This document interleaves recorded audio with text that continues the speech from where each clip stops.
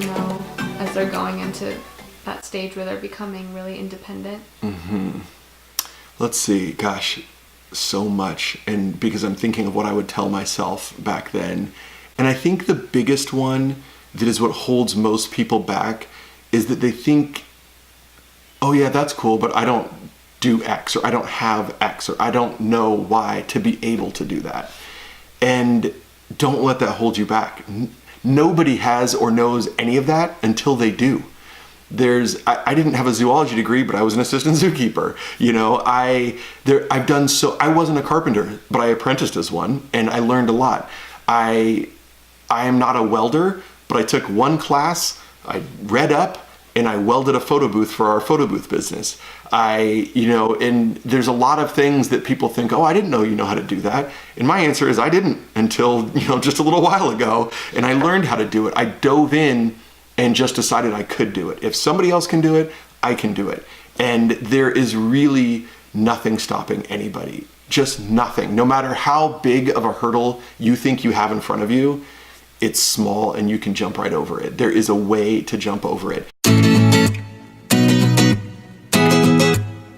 For example, when we started our photo booth business, number one, I'm not a photographer. Number two, I don't know anything about photo booths. Number three, we didn't have any money to invest into it. But what happened was we wanted a photo booth at our wedding and they were so expensive and we ended up not even having one. Later on, we thought, hey, a lot of people are getting photo booths and we know that they rent for a lot. They can't be that expensive. So maybe we should have a photo booth company. So what we did was I went and bought a bunch of tools from Home Depot and the material from Home Depot, because if it all was a flop, I could return all the tools and get our money back. And if I went to Costco and bought a camera and I bought a flash and I bought a tiny little $300 laptop, and I figured, you know what, if this whole thing doesn't work, I'm gonna return it all to Costco. And so I just hustled and got this stuff together. I made one and I fiddled with the camera until I figured out how to do it. I watched a million YouTube videos on how to do it. And then next thing you know, we had a workable photo booth. And then we just went out there and tried to get a couple people to do it. We did a couple for free. We did a couple for $200. And then we said, we're not going to compete for the lowest price, because that's always a losing bet. There will always be somebody who can do it cheaper. And then you're not making very little money. You're making the least amount of money possible for the work you're doing. Better to have a great product and charge for that product. And so we made sure we had a high-end product, and then we charged for it. Next thing you know, we were doing $1,500 per 4-hour photo booth rental. And that came with everything anybody would ever want with a photo booth: props, unlimited pictures, everything you could want. But it was $1,500, which was a huge amount more than the $200 we started at. And all of that happened within 2 months. I went from not knowing anything about cameras, not having the tools I needed to make a photo booth, to charging full price for a photo booth that was getting booked up, and we were actually having people come to us for it. And so I would say, and I said to everybody who said, oh, I didn't know you were a photographer, I would say, I'm not. In fact, a little while ago, a few weeks ago, I didn't know anything about cameras, but I went on YouTube and I went online and I learned and I jumped in and I learned enough to be able to do a photo booth, and anybody can do that. I hear all the time, oh, I didn't know you know how to do X or Y, and I just didn't.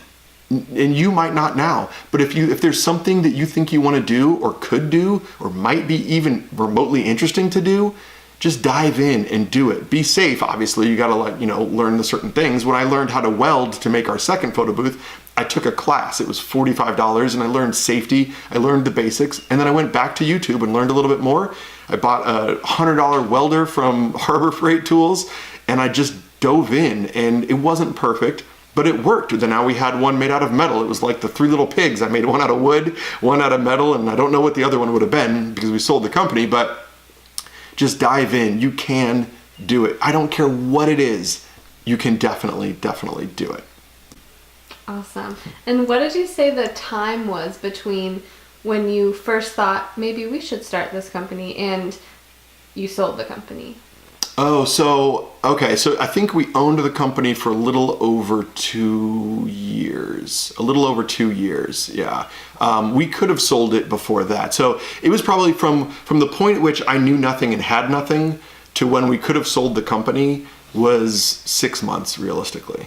Wow. And that was a matter of, some of it is luck. There's always luck involved, but a lot more of it was recognizing that there's an opening, because a lot of people are getting photo booths and it's crazy expensive to rent them, and then just doing it.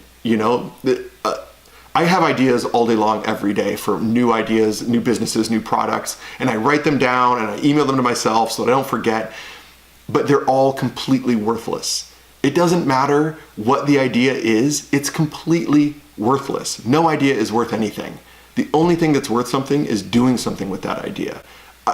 Probably 50 of those have been done by somebody since I wrote them down. Now they're worth something to that person. My idea is still worth nothing. So until you get out there and try it, it's not worth something. Okay, sounds great. Thank you so much. No problem. Thank you.